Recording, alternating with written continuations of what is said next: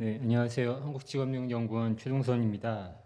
저는 오늘 개원기념 심포지움에서 직업교육 방향과 과제라는 주제로 발제를 하게 됐습니다. 발제를 준비하면서 직업교육이라는 단어에 대해서 어떤 이미지를 갖고 있을까라는 생각을 해보았습니다. 혹시 과거에 산업사회 또는 산업 근대화와 연결된 이미지를 생각하실지 또는 부정적인 이미지를 생각하실지 모르겠습니다. 최근에 예능 프로그램에서 농업계열 마이스터 고등학교 다니는 학생들이 드론을 띄우고 양액에서 배양을 하는 모습을 보여주기도 했는데 그런 이미지를 떠올리시는 분이 계실지는 모르겠습니다. 어쨌든 지금 변화의 과정 속에 있기 때문에 직업교육의 어떤 방향과 과제가 필요한데 그 앞에 수식어를 따로 붙이지 않았습니다. 어떤 여러 가지 요소들이 결합이 되어 있기 때문에 뭐 수식어가 크게 의미 없다고 생각이 되었고요. 참고로 지금 보시는 이미지는 OECD 홈페이지에 들어가서 보면 직업교육 훈련 토픽 페이지가 있는데 거기에 소개되어 있는 이미지이기도 합니다. 그래서 저 이미지를 보시는 것처럼 어떤 생각과 어떤 방향과 어떤 생각을 갖고 있을까에 대해서 조금 고민하게 된 계기가 됐다라고 먼저 말씀을 드리도록 하겠습니다. 이 발표 놓고 네 가지 영역으로 구분을 해보았습니다. 직업교육의 의미를 좀 다시 한번 정리를 해보고 최근의 정책 동향을 살펴보고 몇 가지 지표를 통해서 현재 현황을 좀 보고 마지막으로 앞에 방향 과제에 대해서 제안을 좀 해보고자 합니다. 참고로 저희가 뭐 이 주제에 대해서 뭐 깊이 있는 연구를 진행한 것은 아니고 이제 그동안에 진행됐던 몇 가지 보고서라든지 연구 주제 내용들을 토대로 좀 급하게 작업을 하다 보니까 다소 좀 내용이 좀 부실한 점이 있다라는 점이 좀 너그럽게 양해를 부탁을 드리고자 합니다. 먼저 직업교육의 의미에 대해서 잠깐 말씀을 드리도록 하겠습니다. 그동안 직업교육은 청년의 원활한 노동시장 이행을 촉진하는 핵심 기제로 강조가 되어 왔습니다. 그리고 앞서 여러분들께서 말씀 주신 것처럼 최근에는 성인 학습자의 지속적인 평생 학습에 있어서 직업교육 핵심적인 역할을 담당해야 되는 의견도 대두되고 있는 편입니다. 뭐 많은 분들이 말씀해 주신 것처럼 또 여러분들께서도 이렇게 알고 계시듯이 직업교육은 산업 현장과의 긴밀한 연계를 기반으로 하고 있습니다. 그래서 산업 현장 또는 세상이 어떻게 변화하느냐에 대해서 일반 교육에 비해서 직업교육은 민감할 수밖에 없는 운명을 타고 갖고 태어난 것으로 생각이 됩니다.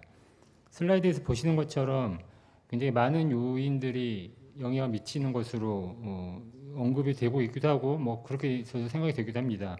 단지 디지털화나 기술 환경 고도화뿐만 아니라 산업 구조라든지 일자리 변화, 기후 변화, 인구 구조 변화, 또 교육 환경 변화 등등 여러 가지 변화 요인들이 작용을 하고 있고 그리고 이런 요인들은 또 부정적인 영향만을 주지는 않는 것 같습니다. 간혹 긍정적인 영향이라는 것도 생각해 볼 수 있는 부분들이 있는 것 같고요. 또 각각의 요인들이 직업교육에 주는 영향에 대한 부분도 즉각적인 영향을 주는 요인도 있겠지만 또 중장기적인 영향을 주는 부분도 있는 것 같습니다.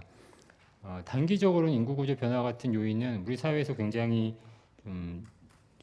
크게 영향을 주는 요인으로 보이기도 하지만 다른 요인들이 주는 어떤 중장기적 영향 또한 무시할 수는 없는 부분이기 때문에 조금 더 복합적인 고민도 필요하지 않을까 생각이 들어서 짧은 생각이긴 하지만 플러스 마이너스라는 형태로 한번 도식을 해보았습니다.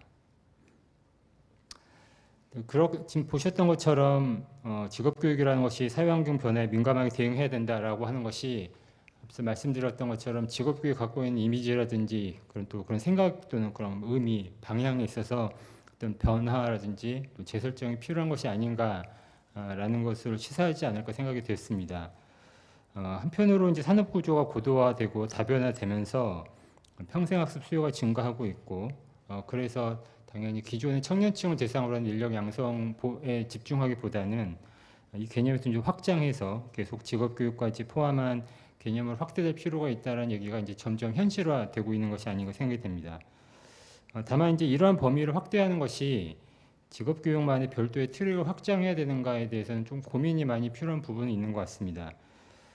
그래서 전체 교육훈련 시스템과의 일관성이라든지 통합성이 필요하지 않을까라고 생각이 되었던 부분을 좀 언급을 드렸는데요. 예를 들어서 특히 성인학습자 경우에 그들의 학습에 있어서 단지 직업교육 트랙만의 역할도 있겠지만 다른 영역의 역할도 중요한 부분이 있을 것이고, 또 그들에게 있어서 일반 교육과 직업교육의 경계 또한 모호해질 수 있는 부분도 있기 때문에 이러한 다양한 수요에 대응함에 있어서 전체 시스템 안에서 일관성과 이런 통합성이라는 것이 앞으로 좀 고민할 수 있는 하나의 주제가 될 수 있지 않을까 생각이 들었습니다. 그 맨 밑에 도식을 하나 집어넣는데요. 저게 좀 옛날 자료이긴 합니다. 불현듯 최근에 들었던 갑자기 불현듯 생각이 나서 인용을 해보았는데, 저희 92년도에 직업교육의 내용 요소를 도출할 때 도출했던 보고서의 일부 내용이기도 합니다. 보시는 것처럼 직업교육을 통해서 특정 직무를 수행하는 데 필요한 어떤 역량을 개발하는 것이 가장 중요하고 화살표가 제일 많이 뻗쳐 있는 것을 확인하실 수 있을 텐데요. 그것뿐만 아니라 다른 여러 가지 개인적인 성장, 인간 발달에 있어서도 직업교육 역할은 굉장히 중요하다라는 것을 강조하는 내용이기도 했습니다. 이런 부분들이 지금 현재 얘기되고 있는 그 직업교육 내에서 또는 학습 역량 개발 내에서 지금 특수 역량과 함께 다양한 역량 개발의 균형이 필요하다는 것을 다시 한번 강조하는 것이 아닐까라고 생각이 들어서 인용해 보았다고 말씀을 드리도록 하겠습니다. 다음으로는 직업교육 주요 정책 동향입니다. 중등, 고등, 성인 단계로 구분해서 주요 정책 동향을 간단하게 요약을 해 보았는데요. 아무래도 새 정부 국정과제가 발표된 지 얼마 되지 않은 상태라서 그런 점은 고려를 해주시면 좋을 것 같고요. 세부 내용은 굳이 제가 여기서 말씀드리진 않아도 아마 여기 계신 분들께서 익히 익숙하신 내용이라고 생각이 들어서 생략을 하고 자료를 대체하도록 하겠습니다. 다만 이제 직업교육 관점에서 본다면 중등, 고등, 성인 단계로 구분을 해 보았긴 했지만 그들 사이에서 정책이 좀 독자적으로 추진되는 경향성이 있고, 그래서 그 안에서 연결된 지점들이 조금 명확하게 두드러지지 않는 측면도 있다라는 점으로 일단 좀 대신하는 것으로 하겠습니다. 중등 단계와 고등, 성인 단계에 대해서 자료를 제출하도록 하겠습니다. 지난 9월에 이재명 정부에서 123대 국정과제가 발표가 됐고, 이 가운데 직업교육 관련성은 보시는 것처럼 대충 요약을 해보았습니다. 물론 명시적으로 직업교육을 언급하고 있는 정책 과제들도 있지만 직간접적으로 좀 연결이 될 수 있는 부분들도 몇 가지 좀 추려 보았습니다. 아무래도 지역 균형 성장, AI 인재 양성이라고 하는 것이 중요한 키워드인 것으로 보이기도 합니다.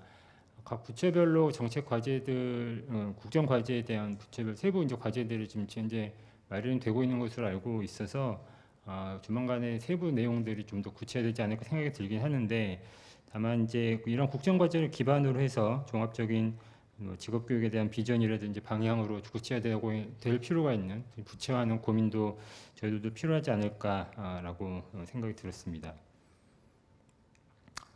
다음으로 직업교육의 현황에 대해서 몇 가지 주요 지표를 통해서 좀 간단하게 말씀드리도록 하겠습니다. 우선 규모에 관한 부분입니다.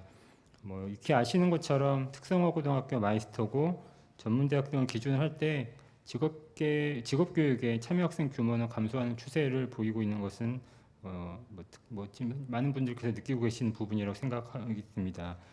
전반적인 학령 인구 감소하고 있고 그 과정에 산업 구조의 고도화 또는 다변화 등의 인력 변화도 요인이 될 수 있을 것이고, 또 고등학교 단계로만 국한해서 본다면 그간의 정책적인 영향 요인, 예를 들면 직업교육의 정의화라든지 학급당 학생 수를 조정한다든지 하는 그런 정책적 요인들도 중요한 영향을 미치지 않았을까, 그렇게 말씀드릴 수 있을 것 같습니다.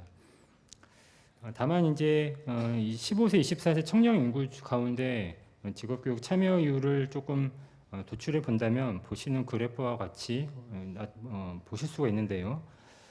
우리 경우에는 지난 10년간 한 5%포인트 정도 감소한 것으로 나타나고 있습니다. 또 이러한 경향은 다른 국가에서도 좀 발견된 현상이기도 한데요. 국가별로 다양한 요인들로 설명이 되는 것으로 보여지게 됩니다. 결론적으로 제가 여기 이 자료에서 말씀드리고자 하는 부분은 단지 숫자가 줄어들었다는 수치에 좀 매몰을 되기보다는 그 과정에서 우리는 어떤 변화 속에 있느냐라는 것에 대해서 그 변화의 내용에, 그 변화의 디테일에 조금 더 관심을 가졌으면 좋겠다라는 것, 그리고 그 안에서 과연 직업교육 경로가 나름의 학습자라든지 또는 산업교육 사회의 나름의 매력들을 갖고 있는가에 대한 좀 그런 내용의 좀 질적인 측면으로 접근이 필요한 것이지 지나치게 수치에 너무 매몰되고 있는 것이 아닌가라는 말씀을 드리고자 데이터를 준비했다고 말씀드리겠습니다. 다음은 연령에 대한 특징으로 좀 약간 정리를 해보았습니다.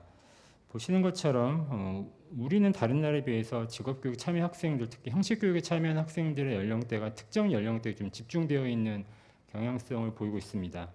보시는 그래프의 왼쪽이 중등 단계이고 오른쪽이 고등 단계인데요. 최근에 물론 전문대학 등에서 성인학습자가 확대되고 있는 경향은 있지만 아직까지는 다수를 구성하고 있지 않은 상황으로 보이기도 합니다. 여튼 이제 앞서 말씀드린 것처럼 계속 직업 교육을 확대가 필요하다는 말씀을 드렸는데 그렇다면 이런 형식 교육 체계 내에서 어떤 생애 단계별 교육이라는 것을 어떻게 전개할 것이냐, 수용할 것이냐, 아니면 다른 여타의 교육 체제와 연결할 것이냐라고 하는 좀 과제를 던지는 것 같고 이러한 구조 안에서 어느 정도 확대시킬 수 있는가에 대해서는 다양한 좀 고민이 필요한 것 같아서 일단 이런 데이터를 일단 준비를 해보았습니다. 노동시장 이행에 관련된 부분입니다. 많은 분들에서 익히 잘 아시는 것처럼 특히 직업교 고등학교 졸업자의 취업률 하락은 많은 분들이 지적을 하고 계시기도 합니다. 그리고 그런 부분들은 데이터 상으로도 분명하게 드러난 부분이긴 하지만 여기는 언급하지는 않았지만 유지 취업률이라든지 또는 규모별 취업자로만 놓고 본다면 일부 질적 지표들에 있어서는 개선된 여지들도 발견이 되고 있고 전문대학 졸업자 역시 일정 수준 취업률을 지속적으로 보고하는 측면들도 있습니다. 결국 직업교육 졸업자들의 노동시장 이행에 있어서는 나름의 성과가 있다라고 조금 가늠해 볼 수 있지 않을까. 다만 이제 세상이 변화하고 있는 환경 속에서 그 학생들의 안정적인 진로 경로를 펼칠 수 있는 준비를 하고 있느냐에 대해서는 좀 고민해 볼 필요가 있다라는 점으로 말씀드릴 수 있을 것 같습니다. 그리고 성인학습자 경우에는 실질적인 요구가 증가하고 있고 다만 이제 그에 대해서 필요성이나 사회적 요구에 대해서는 아직까지는 충분하게 활성화되지 못한 한계가 있다라는 점으로 자료를 대체하도록 하겠습니다. 마지막으로 몇 가지 방향과 과제인데요. 그 4가지 정도로 준비를 해보았습니다. 첫 번째는 직업교육 고도화를 통한 전문인력 양성 기능 강화입니다. 앞서 말씀드린 것처럼 전문인력 양성 기능이라고 하는 것은 직업교육 체제에서의 나름의 고유의 가치라고 말씀드릴 수 있을 것 같습니다. 그리고 이러한 가치는 환경 변화 속에서도 앞으로 지속적으로 유지 강화되어야 되는 것이 아니냐. 또 이에 대해서 저희 본부내에서 몇 가지 과제를 진행해 보았을 때도 많은 분들이 이에 대해서 응답을 해주신 것 같습니다. 다만 이제 기술 환경 변화에 맞춰서 실무 역량 기반의 고속력 인력 양성 기능을 확충할 수 있는 노력도 같이 겸비를 해야 될 것이고 이게 특정 하나의 방향으로만 가기보다는 그 안에서 나름 다양성을 가지고 전개될 수 있는 방향 그런 고민이 필요하다는 점 그리고 이와 관련해서 중등 고등 직업교 연계가 자주 언급이 되기도 하는데 이 부분에 대해서는 그간의 몇 차례 운영 경험이 있기 때문에 느슨한 연계가 아닌 실질적인 통합이 필요하다라는 점으로 일단 말씀을 좀 대신하겠습니다. 두 번째는 직업교육 프로그램의 유연성, 효율성 제고입니다. 직업교육 프로그램이라든지 또 그 교육과정 내에서 방향성이 무엇이냐라고 생각을 해보면 실제 산업 현장과의 실질성 또는 유관 기관과 연계성 또 지속성이라고 하는 요소들이 중요하지 않을까 생각이 되고 이제는 이제 이것이 정책 문서가 아닌 교실이나 실습장에서 구현될 수 있는 노력이 필요한 상황으로 점점 전개되고 있지 않을까 생각이 됩니다. 그리고 다양한 환경 변화를 고려했을 때 하나의 방향성이 아니라 학교 안에서 다양성, 유연한 프로그램들이 운영이 될 수 있는 제도적 개선도 필요하고 여기에서 무엇보다 교수자 역할이 가장 중요하고 질적이나 양적으로 역량 있는 교수자 확보가 가장 중요하다는 점으로 강조를 드리도록 하겠습니다. 세 번째는 그 직업교육 이수자의 계속교육 실효성 확대 부분입니다. 후진학 후학습 얘기를 많이 들으셨겠지만 사실 굳이 고등학교 졸업자뿐만 아니라 또 직업교육 이수자 졸업자들의 계속교육에 있어서는 약간 소외된 부분들도 있고 제도적으로 구현이 되지 않고 있는 부분들도 간혹 발견되기도 합니다. 산업 구조의 변화에 대해서 지속적인 경력 개발이 필요하다는 얘기들은 여러 차례 강조하고 있기 때문에 이들에게 어떤 식의 정책적인 접근, 어떤 제도적인 보완이 필요한가에 대한 고민이 필요하다라는 점에서 기존에 제기됐던 몇 가지 정책 과제들과 함께 제안을 해보았습니다. 마지막으로 주가 주도성이라는 부분으로 간단히 말씀드리겠습니다. 직업교육은 그간의 국가의 역할이 가장 중요한 역할이라는 점은 여러 차례 강조되어 왔습니다. 그리고 최근에는 뭐 지역이라는 키워드 역시 강조되고 있는데 그 지역의 키워드 강조되면 자연스럽게 국가 역할은 강조될 수밖에 없습니다. 앞서 뭐 다른 분들도 말씀하셨기 때문에 저는 한 가지로만 이제 정리를 드리도록 하겠습니다.